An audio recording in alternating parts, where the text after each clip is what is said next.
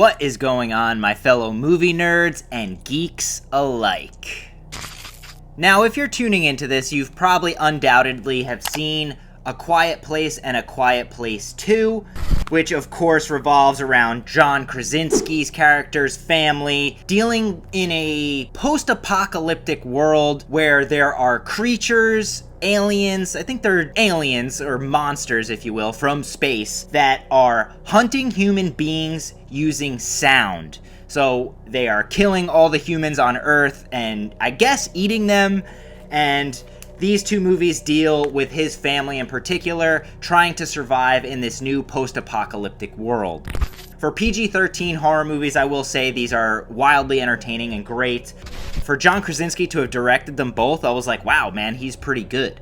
Now, when they announced that they were doing this prequel, A Quiet Place Day One, which is what we are reviewing here today, I was a little skeptical because John Krasinski was not behind the helm again. He is, I think, still on board as a producer, so I kind of avoided this one going to see it at the theater, which I will say I kind of regret now because it is actually pretty good. Thankfully, it is now streaming on Paramount Plus if you want to check it out, or if you don't have Paramount Plus, I think it's available to rent, and I highly recommend checking it out, especially if you like the first two. It is directed by Michael Sarnowski, who directed the movie Pig a couple years ago. That was starring Nicolas Cage, and he is searching for his lost pig that helps him forage for mushrooms. It is a beautiful story, and the fact that he made a movie about Nicolas Cage searching for his lost pig, entertaining and absolutely beautiful and sympathetic and incredible, he shows that same level of care here in A Quiet Place Day One. If you haven't seen this movie yet and don't want it spoiled, I suggest clicking out now and watching the movie first, because I'm probably going to discuss some spoilers here and I don't want to ruin it if you don't want it spoiled. Now, the film opens up with a almost like helicopter drone shot of New York City, and we get text on the screen that says the average New York City decibel level on any given day. Which is kind of funny because this movie is going to be about the first time these aliens land on Earth, in particularly New York City, who hunt by sound. So seeing that was very effective. So these creatures are going to be having the times of their lives slaughtering all these people in New York. We are introduced to Lupita Nyong'o's character, who, if you remember her, she is the lead character in Jordan Peele's Us, so it's awesome to see her in another lead horror role. We are also introduced to her pet cat, who she lovingly cradles in her breasts through this entire movie, and the cat is almost a main character in and of itself, which is a awesome little addition to this little world, and I never thought I would care so much about where the goddamn cat is the whole time during this movie. And she lives in hospice care because she has a terminal illness, which I don't think they explicitly say what it is, but I think we're led to believe it's cancer. And the person that is, I guess, the lead counselor or person in charge at this hospice is played by Alexander Wolff, who, if you remember him, he is the older brother in A24's Hereditary, which is awesome as well. So great to see these people back in some horror roles. They are going to take all the people from this hospice to a puppet show in New York City. And Lupita's character, named Samira, is carrying her cat around. They get into New York City. They're going to this puppet show, and all she wants to do is go get a slice of pizza up in Harlem at her father's favorite pizza place. All of a sudden, boom, it's huge bombs and explosions start going off, and it's almost like 9/11 level craziness going on. There is just smoke and ash everywhere, cars exploding, buildings just crumbling to the ground, people screaming, everyone's just covered in dirt and ash. It is very eerie and effective. It reminds me of a lot of home video you'd see from like when 9/11 happened. And I also got like a vibe of like almost Cloverfield, like when the creature first starts tearing through New York City, But very cool and effective, and you don't know what's going on. So they all take cover inside the little theater and all this, and we're introduced to some other characters. And this is one of my main problems with the movie, is people are already fully aware that the creatures are hunting by sound. Everyone's like, shh, which, how the hell did you guys figure out they're hunting by sound already? But regardless, that's just me being nitpicky. Alexander Wolf hears the generator going off, and we're like, oh no, like her caretaker, her only friend in this world aside from her cat, is going to turn it off. And he turns it off, and you think everything's safe, and boom, one of our main characters is obliterated already, just taken away, slaughtered. So she's just like, you know what? The world's ending. I'm just gonna go uptown to Harlem and get a slice of pizza from Patsy's anyway. You know, good for her. She's sick. Who knows how long she has to live? I get it. That's the whole plot of the movie, man. She is going uptown out of Manhattan, trying to get to Harlem to get a slice of pizza. That's the plot of the movie. We get a couple really cool moments where there's a lot of people going to these evacuation sort of cruise liners or ships and stuff like that to escape the island. The United States military has bombed the bridges. They're trying to contain this thing as quick as they can. So all the people are quietly marching through the streets, like trying to not make noise, but come on, man, it's New York City. You know someone's gonna step on a can or a piece of garbage or set a car alarm off. So you get a lot of cool sequences where there's a lot of people in the streets and these creatures just rip them to shreds, man. Very effective, very cool. Granted, the creatures are almost all CGI. They almost all are in all the other ones as well, so that's me nitpicking again. But you don't see them a lot, which is great, and it's, you know, it keeps them scary and frightening when you do get like a little up-close action. You're just like, holy shit, man, those things are pretty creepy looking. Huge head that expands and they can hear. They open up their huge eardrums and can hear all this stuff.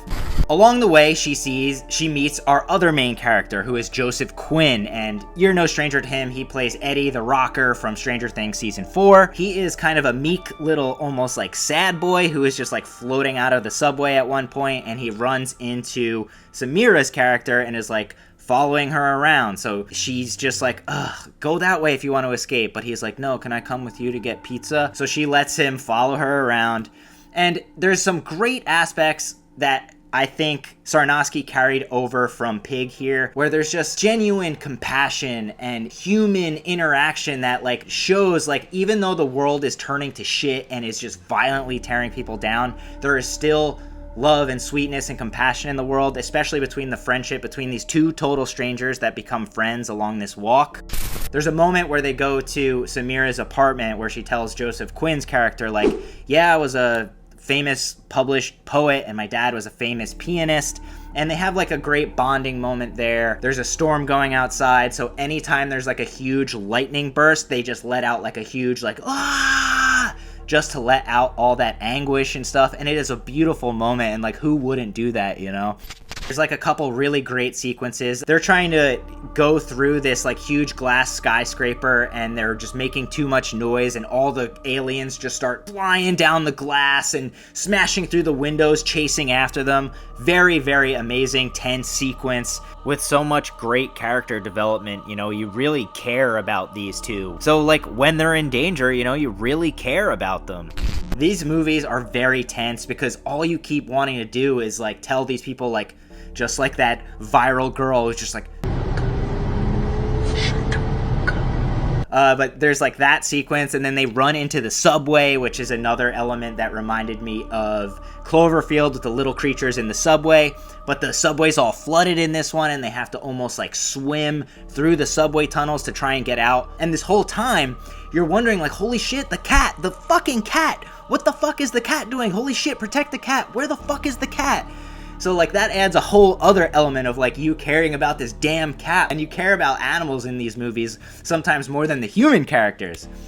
My main takeaway from a lot of these sequences though is that it is so obviously a set and not New York City. I get it, like the budgets are tight on these things and you can't exactly shut down a New York City street all the time to film and shit, taking me out of the film looking like sets, but still very cool. And the creatures are just like almost too CGI at times. There's too many of them. It looks like, you know, some crazy Marvel movie or something with them flying all over the place. But again, the movie's good, and that like beautiful human compassion element that they are adding into this sweet friendship story is worth any bad I would have to say about this movie. And eventually, you know, they get to the Patsy's pizza place that she's wanted this whole movie. The whole movie's about her going to this damn pizza place, and a huge 18-wheeler has crashed into it and burned it down. What a bummer, right? They go into this local bar, and the human compassion element, again, Joseph Quinn's character is going and he gets like some pizza from a place next door and writes like Patsy's on the box, all sweet, and it's like, dude, how compassionate of you to like try to brighten this woman's day. All she wanted was this damn pizza place. And they have a cute moment.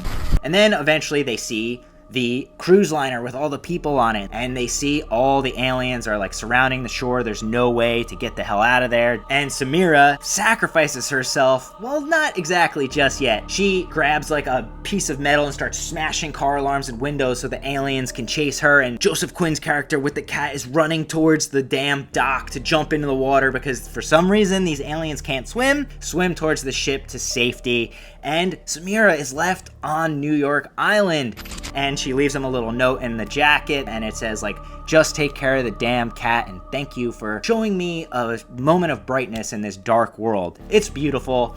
There's moments where she totally could have escaped, but I also understand it, you know, her being terminally ill, who knows how much longer she has. And we see him sail off into the sunset with all the rest of the people who survived the first initial day one attack of these aliens. Samira is sitting in the remnants of Patsy's Pizza, and we see her holding a picture, and it's her and her father many years ago, and she got tears running down her eyes.